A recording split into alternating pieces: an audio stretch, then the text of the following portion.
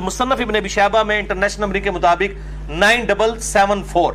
सईद इब्न मुसय्यब ताबी कहते हैं कि आप सल्लल्लाहु अलैहि वसल्लम की खिदमत में एक आदमी हाजिर हुआ और उसने कहा, या रसूलल्लाह, मैंने खा पी कर रोजा इफ्तार कर लिया है, तोड़ दिया है, तो मैं क्या करूं? तो फरमाया कि सदका कर, अल्लाह से इस्तिगफार कर और उसके बदले में एक रोजा रख ले। लेकिन यह रवायत ज़ईफ है। अलबत्ता इसको सपोर्टिव एक ताबई का कौल सही सनद के साथ अल मुसन्नफ इब्न अबी शैबा में इसी से 5 नंबर आगे है, 4 नंबर आगे।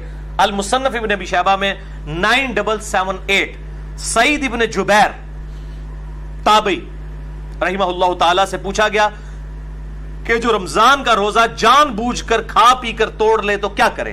तो उन्होंने कहा कि वो तौबा और इस्तिगफार करे और उसके बदले में एक रोजा रखे। तो खा पी के मामला अलग है। अलबत्ता अहनाफ का ये मौकिफ है, हनफियों का, कि ख्वाह खा पी के तोड़ा जाए या इज़्दिवाजी ताल्लुक से, दोनों 60 रोजों वाला और 60 मसाकीन और गुलाम वाला इशू है।